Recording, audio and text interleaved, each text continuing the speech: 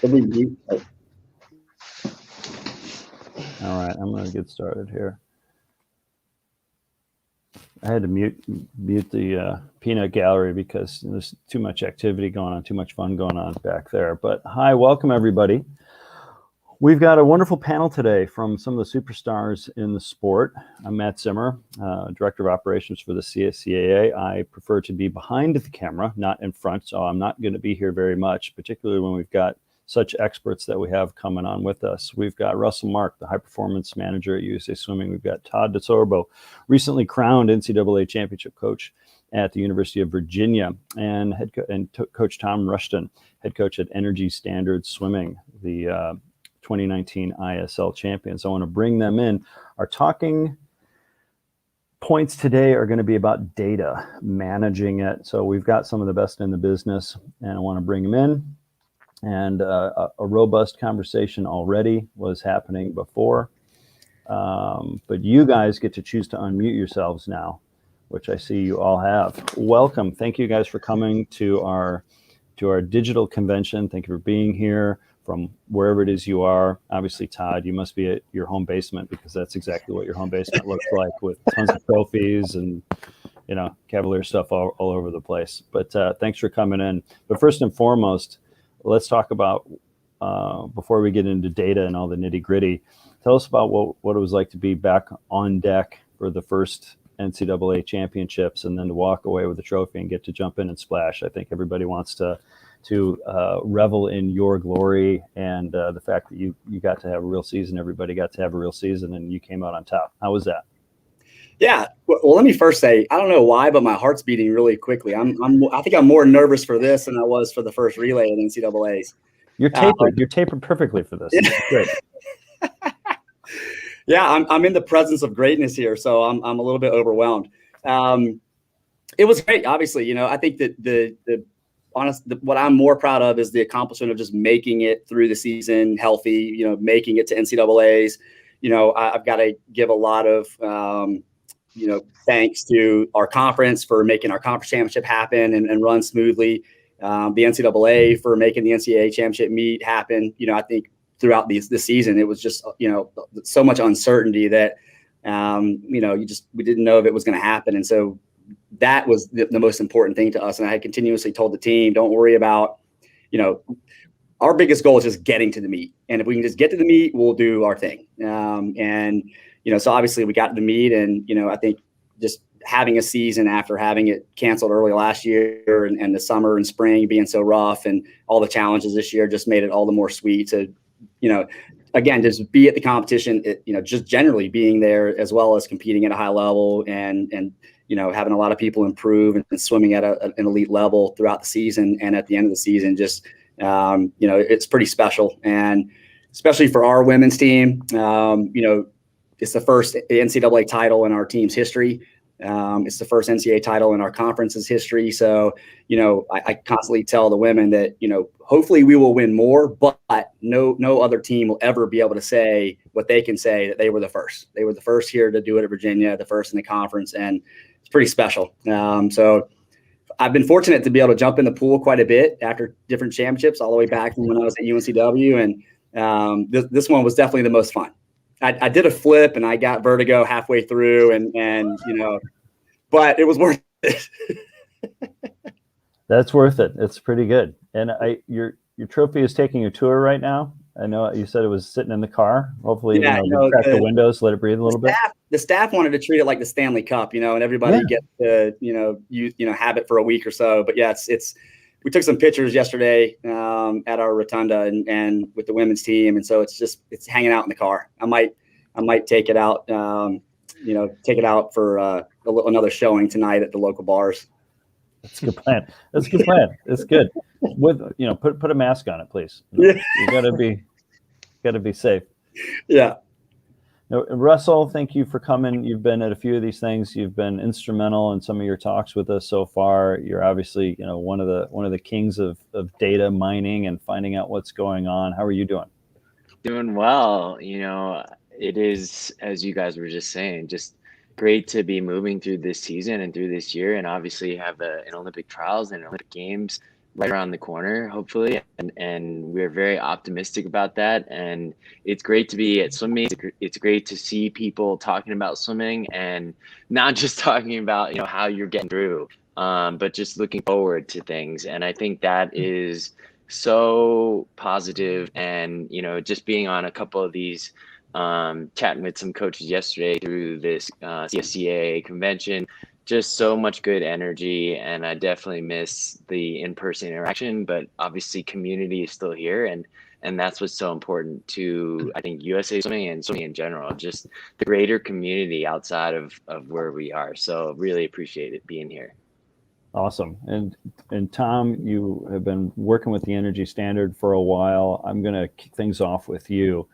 A little bit scripted at the beginning just to see where this all goes, but we're going to get into this pretty deep. We're talking about data, obviously. Swimming, unlike a lot of sports, analytics are everywhere. I mean, in every aspect of the major sports, analytics are everywhere. Yet swimming should be, in theory, one of the more analytical sports out there because ours is based on time. There's not too many sports that are as fine-tuned as we are. But data has not played the role that it probably should or does in some of the other sports. So I want to make sure I get the message across at the beginning.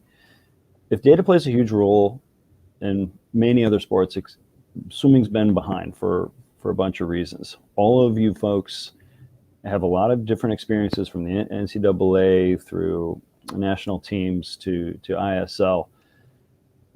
Can all of you guys talk about how data plays a role for each of you and how you're bringing it more forward to help your athletes? I want to start with Tom on that.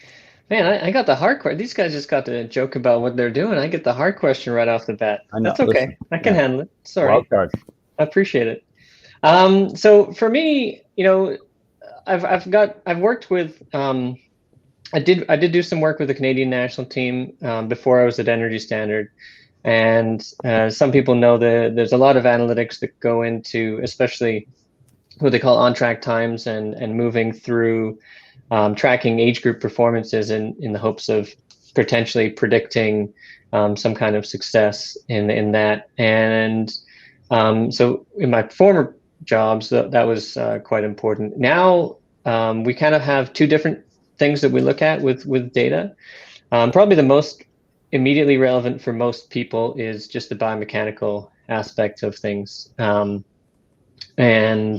we primarily work with Stefano Nura, who's the swim lab guy, and he does quite a few posts on SwimSwam. Right now he's kind of going through some of the races from Guangzhou World Championships and analyzing those races, looking at everything from start and turn speed to distance per cycle, tempos and stroke rates, and so we use a lot of that information. We bring him in when we can to work with our athletes and get measurement data in the training sessions, and then he's also at most of the competitions. So that's probably the most immediate thing that we do for most people. But in terms of ISL, one of the other areas that I think has been important for data, and probably Todd kind of has something similar, is looking at both how the swimmers are doing in the competitions, how they're progressing through a series of competition, and also how your competitors are doing, where you can score more points. So that's more of a kind of almost like the big data type thing of taking all of the results and plugging it in and seeing where the ebb and the flow of the competition may be. And with that, we worked a lot with our Brazilian coach Delano da Silva, who him and myself worked on a lot of the ways that we could find maximal potential in our lineup for ISL. So probably something similar to what you would use for dual meets and NCAAs and that type of thing. All right, and Todd, I'm throwing it back to you. Do you consider yourself a data guy? If so, what are your measurement tools? Because I mean, I don't want to offend you, but I've never looked at you. You're the more energy, hype, let's go, fire up, get it from below. I don't see you in front of spreadsheets. What do you use all the time? I bet you do. You've got it all wrong. So I got my master's degree in accounting, and really? I did tax accounting for one of the largest public accounting firms in the world for 6 years before becoming a swim coach. That's a whole nother story. So I am all about the numbers. I'm not good with words. Can't read my handwriting. But I love numbers. Now, I'll be honest, up until about a year or two ago, I had no idea what to do with any of the numbers. I have spreadsheets and spreadsheets and spreadsheets of numbers. And you know how you mentioned that our sport is behind from a data perspective. I don't know that we're behind from a data collecting perspective. I think we're behind from a data using the data perspective. Because if you look at our sport, compare our sport to track and field, time-based, right? Well, the world records, the NCAA records, all the records, have progressed drastically over the last 30 years, 10 years, 5 years. Whereas for track and field, the 100-meter dash record hasn't really changed much, right? The 200, the 400, so we're obviously doing a lot of things right. But I think that potentially fools a lot of us, including me, into thinking that we're doing everything we can do and we're doing it really well. I was telling, Tom and Russell the other day, we were talking about this a little bit. And, what you don't know is, sometimes, plays against you, right? So like when I was swimming back in college, I didn't know about supplements. I didn't know about nutrition. I didn't know about the weightlifting. I didn't have people telling me how that would benefit me. So I didn't really do any of it. But if I knew now if I knew then what I know now, I probably would have been a lot better swimmer. So from a data perspective, I think if we were able to use it in a manner that's going to help us, then we can get even more out of ourselves, out of our athletes, out of our countries. And so I honestly haven't used it all that much until probably the last couple of years, in my career, and really more so this year than ever before. My extent of using data had always, I record times from practice nonstop. So there's my data. What do I do with that? I have no idea. But the biggest extent of prior to probably the last couple of years is stroke count, and hey, that's the data that I would use. What's your stroke count? Let's maintain that stroke count. Let's look at your races and look at your stroke count. From a training perspective, we would do a lot of training based off of stroke counts. And so I consider that using data in training, because obviously if you're swimming the same speed with less strokes and or swimming faster with the same amount of strokes, then you're more efficient and you're doing things the way you want to do. And at the end of the day, it's all about being more efficient. All the data that we can gather is what we want it to do is help us to be more efficient. So, up until not long ago, a year or two, maybe just this year again, that was the extent of my usage of any data. More recently, I've been exposed to Russell helping us from a national team perspective and providing us with some data. But I think that for me, it's always been a really, really overwhelming to have all this data and not really know what to do with it. Right. And so, I like to get it and I like to look at it, but I never really did anything with it because I didn't really know what to do with it. And so other than like stroke count type stuff and trying to be more efficient and figure out ways to do that. Now we're fortunate here where we have the head of the math department here at UVA, Professor Ono. He has worked with USA Swimming and he was a professor at Emory and worked with swimmers there. He collects data for us using sensors, and it provides a significant amount of data that if he just handed me the data, I would have no idea what it meant, how to read it, or anything like that. And so fortunately, he can decipher the data for me and tell me what I'm looking at. He can tell us, where the inefficiencies are, where an athlete is strong, where they're not strong, but can also, probably the most important thing is tell us what we need to do to correct those inefficiencies. Most often I can probably figure that out, but I've never really known before this what their inefficiencies were, under the water. Like we can see only so much from above the water, but a lot of this is obviously under the water. Just the smallest things to how they're planting their feet on the wall, which we don't necessarily take notice of all that much. But, when you're getting that type of information, it really helps. And I think it has helped us, especially this year, pretty dramatically with those that we got the data on. So I think that it can be, and it is oftentimes very overwhelming, but I think that once I think that you can get a lot of data, and probably a lot of it is not very useful. But you've got to figure out what part of the data is useful, and then take it and incorporate it into your training to help people get better. And so, like I said, I think it's often overwhelming, especially if you don't know what to do with the information. But I think that how we can progress as a sport is, having more opportunities to figure out what to do with it. And I certainly think it can help us progress pretty dramatically. Yeah, I mean, inefficiency is the demon we're battling every single day. We want to use the least amount of energy from here to there and back, and then when you can load up and do that a little bit faster, you're going to get better. And Russell, you've been kind of the king of this for a while, and I remember seeing you years ago when you started this, trudging around cameras and setting things up and staying late after the meet's over, and you're counting by your finger to make sure. I mean, that data collection was a nightmare. It was super challenging, but that's what you were charged to do.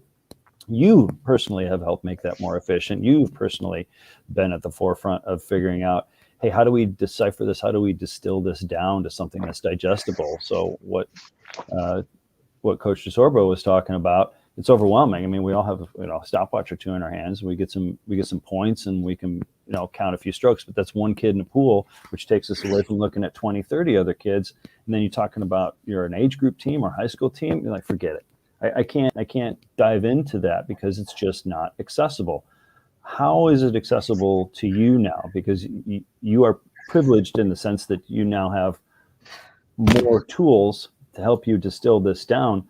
But I think what Coach DeSorbo was saying is pretty spot on, that how do we distill this down to something I can use today quickly? Yeah, I mean, I've been very lucky to be in a role for, 20 some odd, almost 20 years now, where I'm still figuring out how to use it and how to apply it. I think it's really hard. I think, like Todd said, we are really good at collecting data. I'm probably the king of that. I can collect data and I can give it to you, and it's then finding time how to use it. I can, just like it's really easy to shoot video, but then how do you have the time, and when do you make the time to watch the video and analyze it? Video is a form of data too. And so I get it. If I'm coaching a workout, it's so easy to just look at the stopwatch, but then also like to look at the stopwatch, process what somebody's doing tempo wise, process what they're doing stroke wise, and give the feedback, and maybe shoot video at the same time.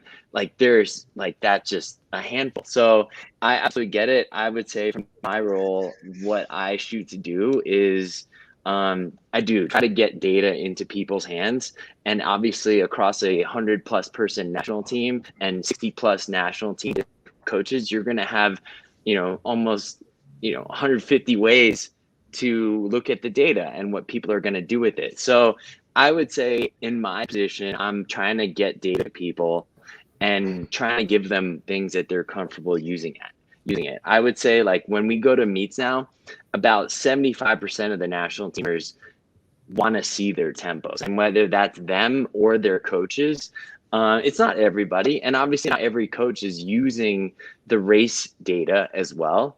But we know who those people are. And am I going to force, and no offense, obviously, like someone like Eddie Reese has so much data stored in his head over years and years and lifetimes of experiences, but he's not looking at he's not looking at graphs, and I'm not going to force that on Eddie too. And same with a lot of our legends, like Jack Bowerly, for example, like those guys, and that's great. But there are people that really enjoy it, and what I've seen is a lot, like, what thing that can make this a whole lot easier for coaches if your athletes are educated and into it. So like, it is new to me for athletes to be really hungry for that information, and it's getting younger and younger where the athletes want the information. And when Katie Ledecky was 13 and 14 and first making the Olympic team and national team, like I'm not giving her the data as a 15-year-old Olympian, but now she's asking for it. Reagan Smith is asking for the data. She knows that I give it to her coach. She knows I give it to Mike Parado, and she like just asks me for it too, because she wants to see it as well. And it's really interesting. And I think when you can have that dialogue going, they can take some ownership of that information. And again, it's not every athlete. But I think, you know, when Katie Ledecky is doing training and you know they're doing 200 pace or 400 pace or 800 or 1500 pace, and she knows that 200 pace is kind of 1.1 to 1.2 tempo, 400 pace is about 1.2 to 1.3 tempo, and then you know 815 is like 1.4 1.3 to 1.4 tempo. Like those things, like if she knows it and knows how to, you know, just takes ownership, it doesn't have to be told, hey, you need to set this to this time. It just makes it so much easier as a coach when the athlete is part of that process and has interest in it. And obviously it's not going to be your entire team. So I would say data use from coach to athlete is absolutely an individual thing, and to what you're comfortable with. But I do think that there is opportunities there if you're not using it to get better using it and to guide what you're doing and to complement what you're doing. It doesn't have to take over what you're doing. And that's kind of, I mean, I absolutely respect all the differences that people do things in swimming. And I think that's just part of it. And, you know, I love, you know, hearing about Todd's journey through using information and data. And it does help to have somebody that can help you through that. But yeah, I think you just have to find ways, and there's just, you know, you want to get better. There's opportunities, so many opportunities in data information. Tom, how do you take that? I mean, Russell's talking to the best athletes in the world, and I think, and Russell, compliments to you, you've found ways to distill concepts more than just time and tempo, but concepts of the best in the world to bring it down to, you know, to the masses, or, you know, that next generation coming up. I thought you said it perfectly, that you aren't giving 15-year-old Katie Ledecky this info, but she's a woman now, and she's come along, and her mind is open to that type of learning, whereas a 14, 15, 16-year-old isn't. Tom, as somebody who's worked with club a long time, how do you disseminate this information, you know, to the masses? Obviously, it's great to look at the best of the best, and it's awesome to have resources that Russell has, and certainly Coach DeSorbo have. But how do you bring it down? Yeah, I think both Todd and Russell talked about something that's really important. Is when we look at data, there's different ways to look at it, and making it palatable for both yourself as a coach, your assistant coaches as well, especially I think in a club setting or even in a university setting where you're maybe the person who's responsible for the dissemination of information amongst either a bunch of other coaches or a bunch of athletes. You have to make it palatable for everybody. So for instance, you know, we talk about tempo, and in the US you use a lot of tempo, which is the stroke cycle time, whereas in Europe they use a lot of stroke rate. And knowing which one your audience needs is really important, because if you're giving somebody a number that makes no sense, then they're automatically going to back away from it, and they're not going to know what to do with it. I think one of the areas that as swimming people we sometimes get a little bit lost is where you see maybe a study or you get some information off of race analysis, and it has speed in meters per second, and coaches have absolutely no idea what that means. So to translate that into a pace, like a 100-meter race pace, and then all of a sudden everyone knows exactly what it means. And Todd mentioned as well, you know, we talk a lot about the importance of measuring things like distance per cycle. But again, if you tell somebody that their distance per cycle is 2.2 meters, they're not going to know what that means. But if you tell them that they took 25 strokes, they know exactly what that means. And I think one area that we've seen success with all ages of athlete is especially in the distance per cycle piece is showing them how many strokes they take, and showing them that, you know, being more efficient, like you said, will mean taking less strokes. So they really get a handle on that. It makes a lot of sense. It's also super applicable to training situations for the athletes. They obviously are in control of their ability to count their strokes, so they know what it is, and you don't have to do that as a coach. So you can, if you've got 50 athletes in the pool, if you can run that session on stroke count, then it is a lot easier for everybody involved. One of the things that I've tried to do to make the kind of the race analysis stuff a little bit simpler for the athletes to comprehend is just kind of color code things: green, red, or white or black. Basically, green meaning better, red meaning worse, and the other white, black, whatever the color is, the neutral color just meaning the same. So like if we were do if an athlete does a 200 freestyle, I'll give them their 4 stroke counts, and if it's lower, I'll make it green. If it's the same, I'll make it black or white, and if it's more, I'll make it red. And that's just super simple way to give the athletes feedback, and have them understand exactly what the goals are. Same with the tempos. You can do the same thing. Obviously, you know if their time is better, but you can kind of coordinate them on that. And I think once you start to have a common vocabulary for your athletes and or your coaches, you can start to build from there. Once everyone's got something that they can talk about, then you can start to build, and then you can really start to have more in-depth conversations. The common language is important, certainly, whether it's across a lake or across an ocean, or across a pool deck between a high school coach and a college coach. A common language and understood language is pretty vital. Would you guys all agree that a more visual representation versus a numerical representation, it could be just a snapshot? Here's where you are on an efficiency scale. You're in the green. And you don't have to know anything more that you're getting close to Ledecky, or you're getting close to Nathan Adrian, you're getting 1.2, 1.3. As a kid, I'm putting my kid head on. It's not hard for me. I want to your thumbs up, you're kind of neutral, your thumbs down. I want it simple, because that's about all I have time in between sets, because I need that feedback right away. I need that snapshot, then got it. Because chances are all you guys have told kids in the pool, hey, you're not as efficient. I need you to be a little bit longer. I need you to pick up your tempo. They can respond to that, but they need a quick resource. So what do you guys see out there right now that is giving you hope to say we can bring data to the masses? We can bring data to an entire deck, not just the 2 or 3 elite kids that we have time to really decipher. Can I? I think you're allowed to, Todd. I'll let you speak. Yes. I have some thoughts based on what you just said, as well as what Tom just said. And I think that the key word you mentioned is simple, right? Just simplify it. Again, you get all this data and you have all this information about, underwater, force production and all that kind of stuff. Like our athletes, they don't know what that means. They don't care about that. They know that it's either good or great, or could be better, or need to work on it.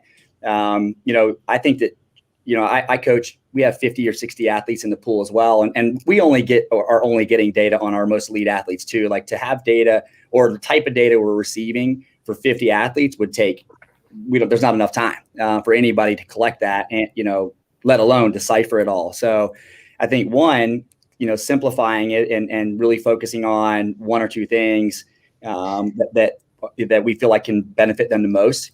And again, like stroke count, if we're going long course 100 frees, hey, well, everybody, nobody takes more than this many strokes per 50. And as you progress and you get in better shape and you get stronger and more efficient, you're going to be able to hold that stroke count and go faster and faster and faster throughout the season. It's just really simple. It's not even something they really have to think about. They can just mess around with it and play around with their strokes, see what's going to allow them to take less strokes.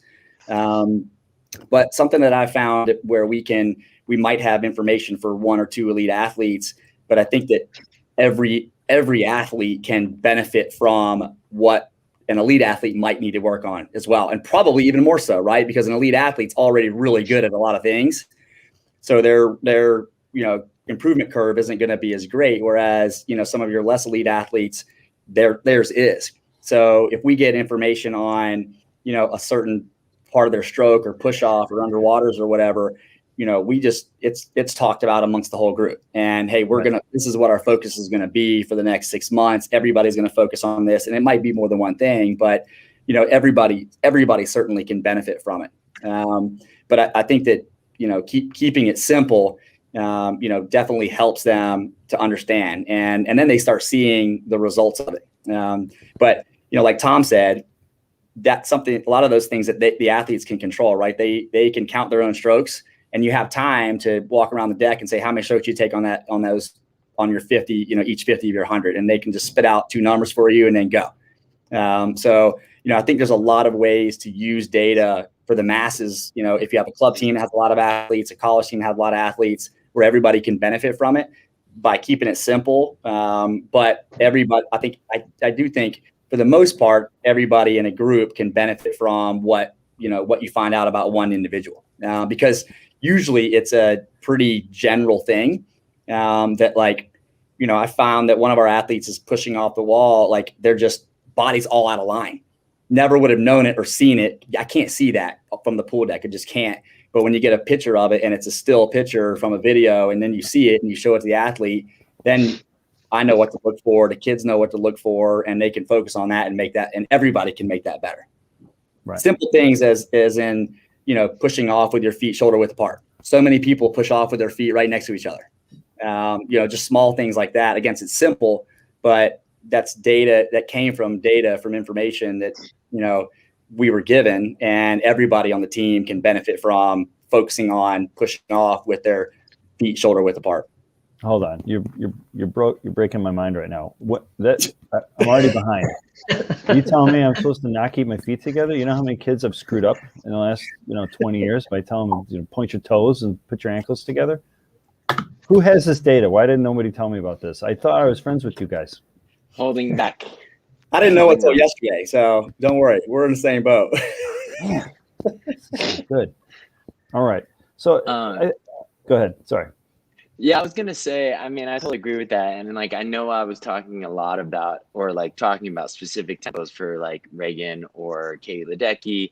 And yeah, I would say it's interesting because I also work with our junior team, and I'm not there's so many opportunities with our junior team athletes, and I'm not giving them, their data, and I'm not even giving it to their coaches either, because there's so many opportunities in generalities that you can still work on. And just I'm learning about what they're doing as they're getting better and as they're moving through things. So I think, when it's not our elite, I think I'm trying to understand, just making sure that you're fitting into general ranges that are good.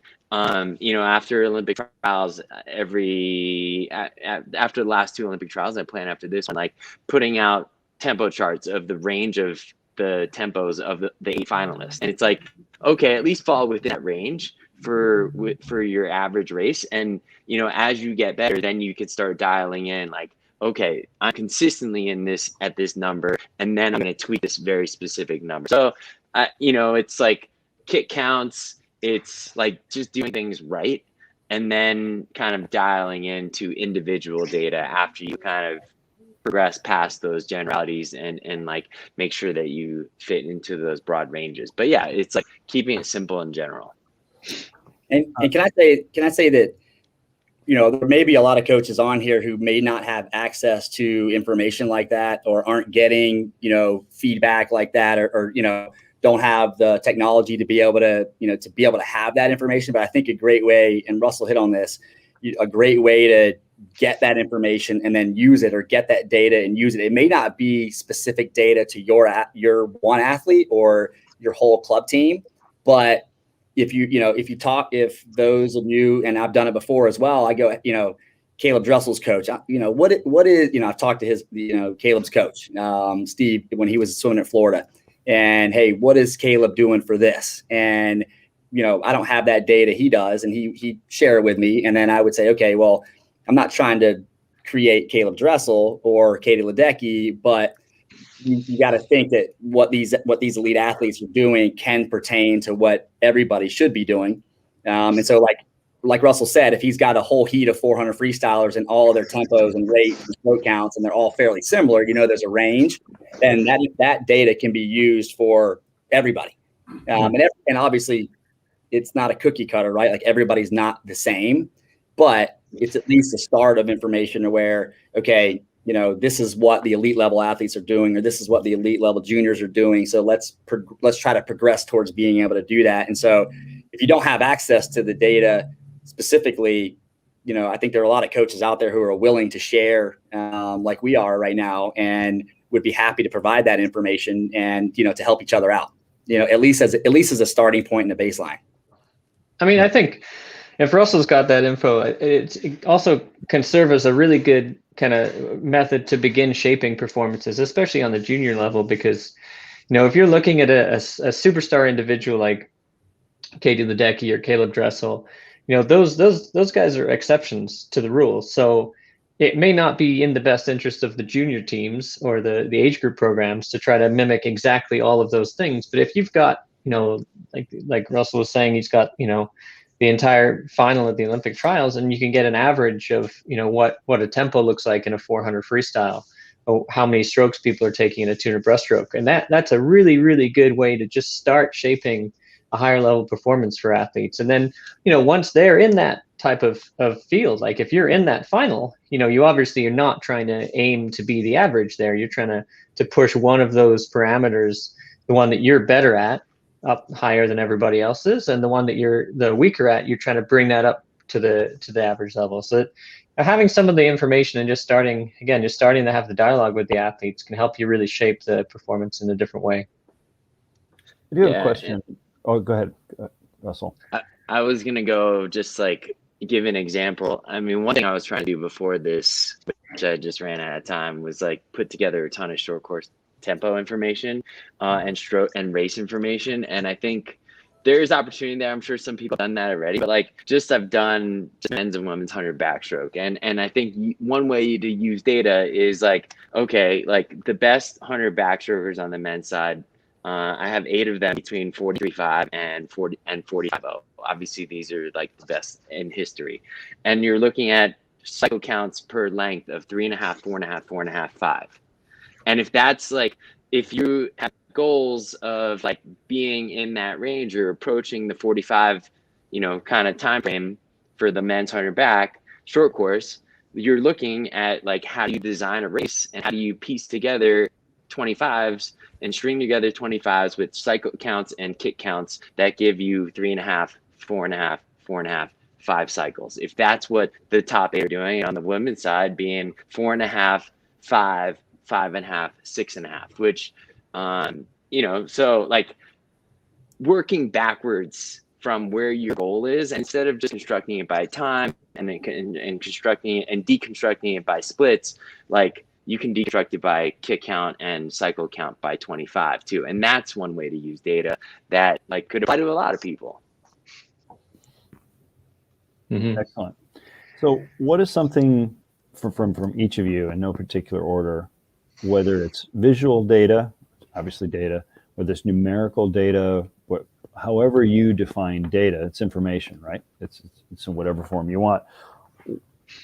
Give us something that a typical coach can do today to increase their absorption of data, that they should focus on. All things being equal, you need to devote some energy, and here's a simple way to get yourself. The coach's absorption or the athlete's absorption? The coach has got to take it in first, and then he's got to figure out how to disseminate it back. So the athlete's waiting for the coach.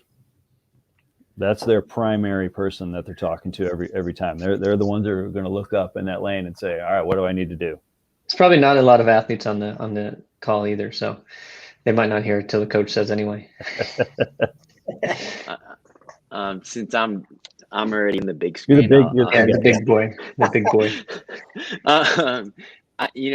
And this is probably so cliche and expected from me, but I would say just watch some video of our best athletes. That gives me, I was saying this yesterday on the kind of virtual happy hour we had yesterday with this conference, is just getting your eyes and my frame of reference is our best athletes swimming at their best. And so when I watch them when they're not at their best, or I watch our junior team, or I watch other collegiate athletes, it gives me a reference, and my eyes are calibrated to this really good data and really good rhythm and really good visual stimulation. And then And not that others, like, it just makes the flaws jump out when that's what I'm used to seeing. And I feel like that is, like, I'm able to use that to help our best, but I do feel like I can use that to identify things and talk to people who aren't the best in history. And I think that's really important and underrated. People think about, like, oh, well, Caleb is such a freak and Kayla Ledecky is so unique, so we can't watch that. But I do think there are things when you watch the way they move through the water, and you just get used to seeing that. I think there's real value in that. So that's what I would say, like, such an easy thing because you can just look it up on YouTube. How about you, Todd? Yeah, I would say the exact same thing. And it's as Russell was speaking. Of course you would. I would. Yeah. Well, Russell's way smarter than me, so I'm picking up tips from Russell. But as Russell was talking, I opened up my phone and I have, on my Safari on my phone, I've got like, I don't know, 50 tabs open, right? And I've got one that I've had open because I don't want to lose it for years. And it's a video that I can show you. It's a video of Cameron McAvoy. It's just a YouTube video. It's underwater. It's from, I don't even know what meet it's from. But Cameron was an Australian, right? And he was a 21 long course 50 freestyler, a 4,700 and a 144, 145, 200 freestyler. And I watched his video and just tried to see things that he was doing and obviously did really well. And this was a video of his 50 freestyle and use that exactly the same way Russell said to try to, I would show it to athletes as well, but, verbally try to get them to, simulate from a technical standpoint, some of the things that he was doing. And right, people are unique and different things work for different people. And I think you can also see what might not work for your individuals, but I would agree, hands down is, watch videos. I think we're all doing it. And along with that, just, watching video of your own athletes. I've a million times taken out my phone and taken a video really quickly of any one of our athletes during the middle of practice and just kind of looked at it, and then been able to pull them out, show them really quick and talk about, briefly what they might need to focus on and then get them back going. But, that reminded me, what Russell said reminded me of the fact that I have this basically saved on my phone. And I've probably, at least for 7 or 8 years, have had that on my phone and still use it today. I'm impressed you've had the same phone for that long. Well, you know what? You got to get a better plan. I haven't. But I don't know how it stays on there. There again, I'm not very technically advanced, so anybody can do this. The message here is if Todd can do it, anybody can do it. Yes, that is so true. For my part, I think I don't want to just say the same thing because apparently that's it's been said already. Obviously, videoing is important, and one of the things that we try to do is we'll video the athletes, but also put it up online so that they can watch it after as well. I think it's pretty easy now to be able to video on your phone, upload it to the cloud, and give the athletes. You don't even need to do a link for each video. You can have a link where those videos will go. The athletes can go in and grab it. In terms of how to help coaches to start working with some data, I think my challenge to coaches would be, I'll put it this way, and I can actually answer the question in the YouTube chat a little bit on this as well.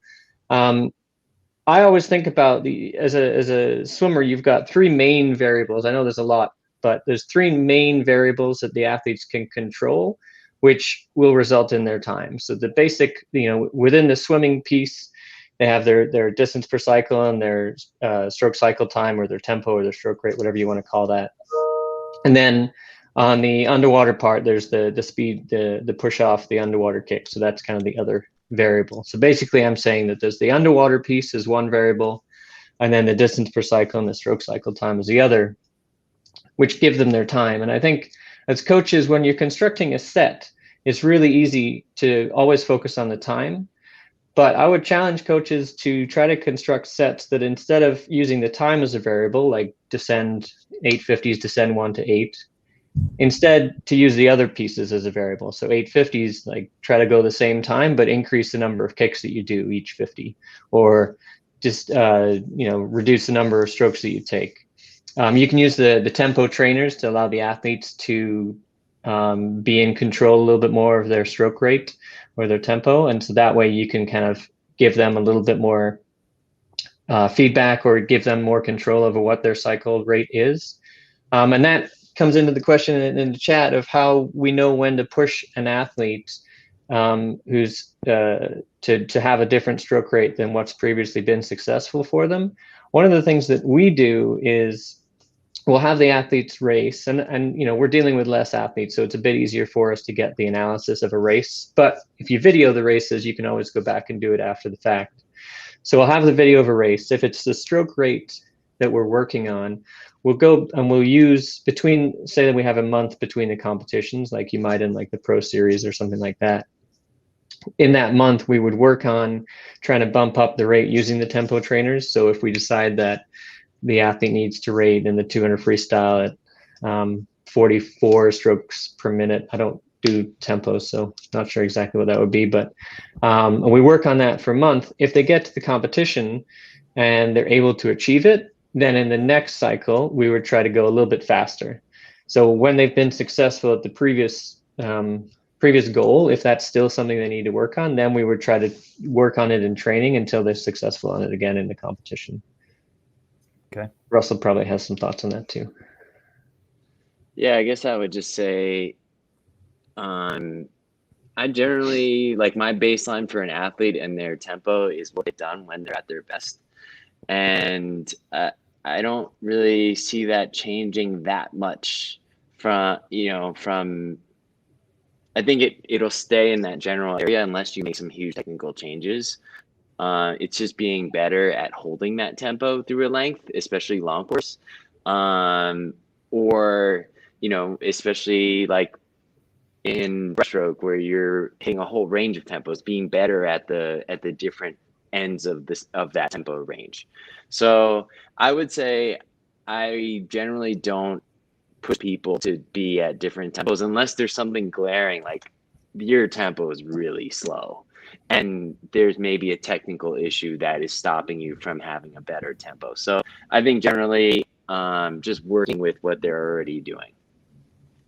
And I think, like, to come back to one of the things I was saying, you can also, if you're working with tempos, you can, like Russell was saying, there's different tempos you might choose within a race or within different, you can do 50, 100, 200, 400 meter race-based tempos. And that's another way to learn different pieces on that. What would you guys like to see on a pool deck or in your hands moving forward? If somebody could script, here's something that I could really use that's simple, gives me some good information that I can apply directly, even if it doesn't exist or even it's in mid-development somewhere. And it should be mentioned that Tritonwear is the underwriter for this talk, and these guys are some of the foremost aggressive thinkers when it comes to how do we collect data and how do we get it out and how do we make it accessible. So it goes without saying that there are awesome companies who are super invested in this idea. But if you were to script it, what would you want to see? What would you want to use? I mean, I think at the basic level, it's time and stroke counts, and or stroke rates or tempos, however you want to look at it. I'm much more of a stroke count, rather than rate and tempo, but I use the time and the tempo and the rate, to see how somebody's advancing. So if I had, I can only count one person's stroke. So if I've got 15 people in a workout, I'm not like, I might spot check people. But I talk to them nonstop, but I'd love to have a camera, first of all, and lots of cameras if but obviously a lot of this is expensive, but right.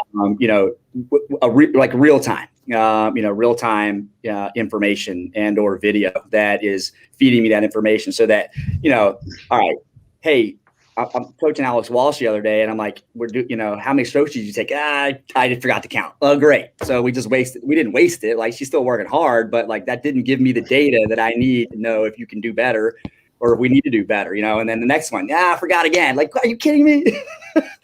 So, having something that would collect that for them. So, the less they have to think, the better. I mean, they obviously need to be thinking, but we don't necessarily need them to be counting their strokes every single length, because there's other things they need to be thinking about as well. So if there's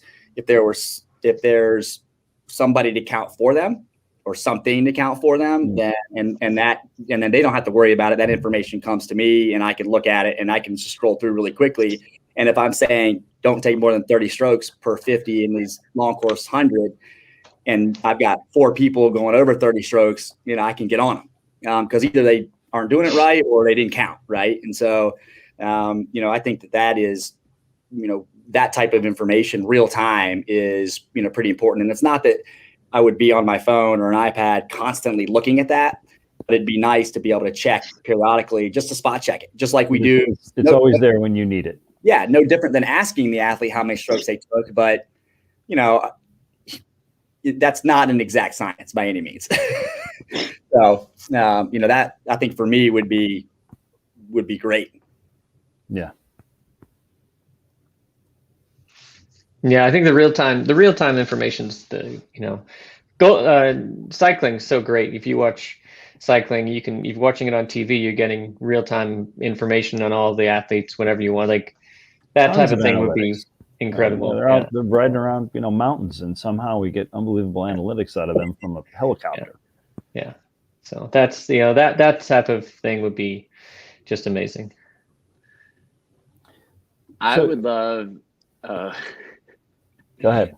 I would love something that tells me accurately time to every 5 meters, every 5 yards. And not that I'm going to use every 5, but I think that's such a great measuring stick. Is like, where are you from the wall to 10 meters, and from or your last 5 or your last 10 into the wall. So in my dream world, like, that could be automated, and that could be given to you.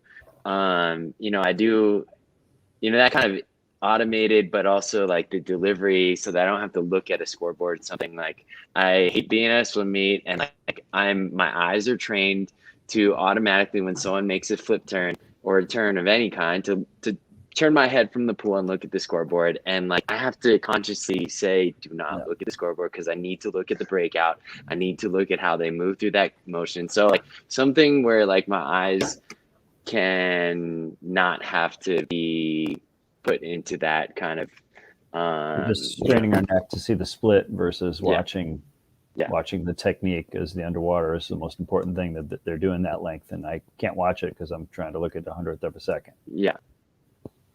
And obviously our sport's really different, right? Because they're in the water, and they don't see anything but the black line, and we can't necessarily talk to them constantly, right? Whereas opposed to track, you can. Cycling, as Tom mentioned, they've got the information while they're riding. They can look at it. I would say, so, for example, in the weight room, I know that a lot of our athletes have, a lot of programs, college programs and pro programs probably have, these systems that they can attach to the bar, and it tells you how quickly you're moving the bar, how much force you're producing, and they can say you need to squat at this force. And if it's too slow, if you're moving the bar too slow, you got to lighten the weight. If you're moving it too fast, you can put more weight on. Same thing. I think, like Russell's talking about, that would be awesome to have. All right, we're doing these 50s. What's their time for the last 10 yards or 10 meters? You have to keep, if you had real time data for that, you have to say, hey, per athlete, you need to keep your last 10 meters. You need to go 25.0 for this 50, but you need to keep your last 10 meters under whatever, 6.0 or whatever it might be. I mean, that type of stuff obviously would be, I see Russell nodding, and I'm immediately intrigued. I'm like, okay, he's definitely into this one. That would be cool, right? Because then not only are you saying hold this many strokes, hold this time, but you're also saying, but you need to finish this strong too. That way you focus on your efficiency at the end of a race, or the end of your swims or your sets or whatever it might be. I mean, that would obviously be pretty awesome information for everybody to have. And not just in a race, but in practice. All right, I'm gonna swing because we got a couple of minutes left. I'm gonna swing hard in this pendulum, because it is getting more accessible, and people are, if it's in a digestible form, people are going to start using it more. As you guys use it, as companies make it easier to access, it's going to get used more. I mean, how many people are walking around with essentially modern EKG devices on their wrist. A lot of people with an iPhone, and that's getting more and more normal to 24/7 monitoring. But I'm going to start with you, Todd. What do you think this is going to do to recruiting? If you had access to see if this does trickle down, and all technology eventually gets down to the masses, if this keeps going, what are your concerns on that, or what are you excited about? I don't know that I have concerns. I would say it would make our jobs potentially a little bit easier, but also maybe, so right now we do that by watching athletes swim and going to watch them practice and watching their race. And we watch race videos of recruits nonstop. So, that's what we do. We don't have their data. I mean, we can watch their race video and do their tempos and, stroke counts and that kind of thing. But, I think that to have that data probably is going to level the playing field a little bit, but I'm also, I like it. I certainly like it. But there's also, I think that there might be kids that have a lot of potential that slip through the cracks because of that as well. Because, just because their technique isn't perfect right now, or their stroke tempo is not exactly where it needs to be right now, it's a sophomore in high school or a junior in high school, doesn't mean it won't be, when they grow 6 inches in their junior year. And so things change, certainly. You could look at some technical deficiencies just in data and say, this kid has a lot of the metrics, but they're not fast enough right now. I can't even talk to them. But then you look to say, like, oh, if I corrected this off the wall, if I corrected this left side versus the right side, this kid's going to be world class because the right side or left side is great. Yeah, I think it can go both ways. You could have somebody with a lot of inefficiencies that you feel comfortable and confident you can change, and they're at this level, but they're going to be, knowing that they have those inefficiencies that can be corrected maybe pretty easily. They're going to go through the roof. They might be that might be your diamond in the rough that everybody wants to get a hold of, certainly. And then you have the more elite athletes who are already at that level. But then again, that doesn't necessarily mean like Reagan Smith, obviously, who's still in high school. Or when she was in high school, was performing at a high level. You can see her data and know that she's going to break the world record probably pretty soon. So I like it. I'm all for information. Okay. But I might need you to decipher it all for me. Not me. That's Russell's job, man. He gets to go around and do that. Yeah. I just ask questions. That's my thing. All right. We got one more question. Actually, okay, sorry, two more. This is down that road of. I think there's a lot of baseball fans. I'm drawing an analogy of a sport that I don't know real well, but sabermetrics. You're setting their whole lineup, and football may set their whole everything. The whole lineup is set based on metrics and data. Again, swimming, it's almost an obvious fit for something like that. You set your lineup, you set your team, you set your roster, you set your recruiting. You set your hierarchy based on metrics. I mean, it should be. It's almost. I can't believe we're not more into that. But I think this is a pretty good question from online. What happens when it's too much? When we're looking at data versus coaching. Right now, we've done a lot of coaching. We've had decades and decades of great coaching and trying to work around a lack of data or lack of access to it. Could we get too far? Where it's all about the numbers and not about the heart of that kid. I'm putting him fourth on the relay, not because the data says that we should, but because I believe we should, and he's going to prove it right. I don't know if there's a question there. I'm probably terrible at asking a question. Thinking too much, thinking too much, in my opinion, thinking too much is always a bad thing. Yeah. There's definitely a balance. I think you can use it to your advantage, but if you're too scientific and relying on the data too much, then you're taking out the X factor, which there are swimmers out there who swim really fast and probably shouldn't be swimming really fast, but they do because the data may say otherwise. So like the bumblebee doesn't know he's not supposed to be able to fly. Yeah. I definitely think you can overdo it, that for sure. Yeah, I think, for my part on that, for that question, I think it depends on how you're coming at it. Like I'm interpreting that question as, if you're on the pool deck and you're coaching 50 athletes, is there ever a time when you just need to just focus on coaching? And I think my answer to the question would be, it kind of depends if how much data you're collecting. Like if you've found it overwhelming, you got too many swimmers, then probably each individual athlete never feels like they're just a number. For my part, especially lately with COVID and everything, I've been mainly coaching just one athlete at a time, and he told me I just need to swim sometimes. Like you don't, just some sessions just need to be just swimming without too much information. And so I think there can be a balance, but I think that right now, as we've indicated, swimming tends to err on the side of the coaching piece. And like Todd said, though, like all of the data in the world, you still have to, like, if you're trying to create an exceptional performance, there needs to be creativity to that, because that's how world records get broken. World records are creative and exciting and different, and you can't break a world record by doing what everyone else has already done. So there has to be some innovation in there somewhere. That's a great point. Can't be better than the best if you don't do something different. Yeah, and coming from the data guy here, I would say absolutely there is too much. And swimming will always be a sport of heart and people and the human part and element of it. And we don't have, if you compare us to some of the team pro sports, basketball, football, baseball, you have these repeated events over a year, whereas we're trying to create situations where they're swimming fast. We're trying to use data to help people swim fast once a year. Not just once a year, but swim really, really fast once, maybe twice a year.